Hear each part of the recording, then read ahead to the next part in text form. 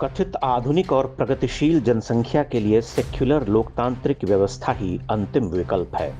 कहना आवश्यक नहीं कि उनका सेक्युलरवाद कहीं से भी सेक्युलर नहीं, बल्कि घोर हिंदू विरोधी और भारत की ऐतिहासिक पौराणिक जीवनधारा के प्रतिकूल है।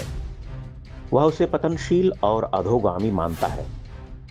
हिंदुत्ववादी राजनीति से उसकी बेचैनी इसी कारण है।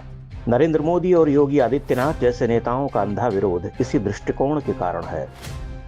उनकी छटपटाहट विशेषकर कथित बीमारू राज्यों में हिंदुत्व की गहरी होती जड़ों के कारण है, जहां वह इस बात को भली भांति अनुभव कर रहा कि मोदी और योगी की जोड़ी भारत के भीतरी मन में धंस चुकी है।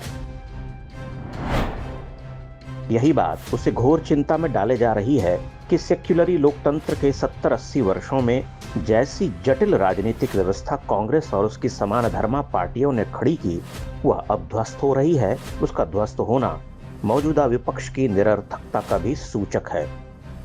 आखिर भारत के अति साधारण मनुष्य अपने लिए क्या चाहते हैं? जीवन की सुरक्षा, भोजन, कुछ जीविकोपार्जन योग्य काम, पेंशन, घर, बिजली, रसोई और शिक्षा।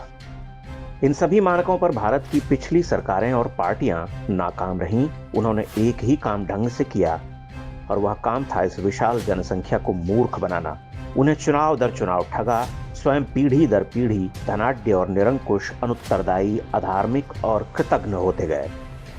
मगर जब राजनीतिक व्यवस्थाएं जात पात की भूमि पर खड़ी होती हैं, तो हताश जनता उन्हें ही चुनने को बाध्य होती है। वे उन्हें चुनते रहे, सड़ते गलते मरते रहे, विकल्पहीन होकर अपने दुर्भाग्य पर रोते रहे। नरेंद्र मोदी के प्रधानमंत्री बनने के बाद देश की सांस्कृतिक राजनीति बदलने लगी और बहुत शीघ्रता से बदलने लगी। मोदी अपनी अपराजेय कार्यक्षमता से सुदूर गांव-गांव तक पहुंचने लगे। करोड़ों करोड़ खाते खुले, उन्हें सीधे पैसे मिलने लगे, बिचौलियों की भूमिका खत्म होने लगी, लोगों के घर बने, बिजली पहुंची, सड़कें बनी, गैस, पेंशन, राशन सब कुछ उपलब्ध हुआ। सबसे बड़ी बात यह कि महामारी के समय सरकार ने अदृष्टपूर्व उद्यमशीलता, सहजता और पारदर्शिता से वैक्सीनेशन का काम पूर्ण किया। न केवल वैक्सीनेशन का काम पूर्ण किया, उनके लिए अन्न की भी व्यापक व्यवस्था की। आज केवल कल्पना की जा सकती है कि इस समय कांग्रेस की सरकार रही होती तो भारत में क्या हुआ होता। वास्तव में हिंदू मूल्यों पर आधारित शासन ने जीवन की आधारभूत आवश्यकताओं को पूरा करने के अतिरिक्त एक बड़ा महत्वपूर्ण कार्य किया। 130 करोड़ की आबादी को आंतरिक सुरक्षा दी। पिछले 7-8 वर्षों में एक भी आतंकी हमला देश में नहीं हुआ है, कश्मीर को छोड़कर। यह एक विराट उपलब्धि है। 70-80 वर्षों में 50 बार ठगी और मूर्ख बनाई गई जनता का जाता हुआ विश्वास लौटने लगा। आज उत्तर प्रदेश और बिहार जैसे राज्यों में बहुत हद तक जात पात का बंधन टूट रहा है, तो वह कोई साधारण घटना नहीं है। आप रो क्यों रहे हैं? उनका नाम ले लेके आप भावुक हो जा रहे हैं। हाँ, इसलिए कि लगाव है, प्रधानमंत्री से लगाव है और वही योगी से लगाव है। अब इसी सोशल मीडिया पर आपने भी सैकड़ों वीडियो देखे होंगे जिनमें यूपी के जनसाधारण, बूढ़े बुजुर्ग, ग्रामीण, गरीब भाव विभोर होकर मोदी और योगी को आशीष दे रहे हैं।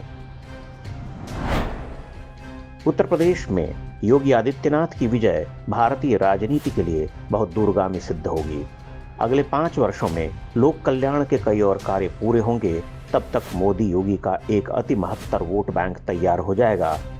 उत्तर प्रदेश की विजय अत्यंत प्रतीकात्मक भी सिद्ध होगी। भारत के धार्मिक सांस्कृतिक पुनरुत्थान का कार्य भी यहीं से प्रारंभ हुआ है, जो उदाहरण बनकर अन्य प्रांतों तक जाएगा। योगी आदित्यनाथ की विजय से सेक्युलर स्टेट का हवा खत्म हो गया है और इसके साथ ही लोक कल्याणकारी धर्म राज्य का उदय होता जाएगा, वह जो भारत के लिए कहीं अधिक आवश्यक और समीचीन है। आधुनिक लोकतंत्र जिसकी नींव भारत में नेहरूवियन आदर्श के साथ शुरू हुई, वह अब अवसान पर है। उसका समापन ही भारत के लिए ठीक होगा। देश की सत्ता पर हमेशा एक धर्मप्रिय सत्यनिष्ठ व्यक्ति को ही बैठना चाहिए, जिसके लिए सत्ता उसके अपने हित साधन का सहारा नहीं, अपितु लोक कल्याण की आवश्यकता हो। वह सदा जनता के लिए उत्तरदायी हो। वह अपने साथ और अपने बाद ऐसे देशभक्त धर्मप्राण नेताओं की पंक्ति तैयार करे कि भारत अपने पूर्व के वैभव को वर्तमान में देख भोग सके। योगी आदित्यनाथ अपनी विराट राजनीतिक समझ और देश प्रेम से इस उद्देश्य को प्राप्त कर सकेंगे। यह कार्य सरल नहीं है, इसमें अभी बहुत बाधाएं हैं, परंतु एक दिन यह भी सच होगा।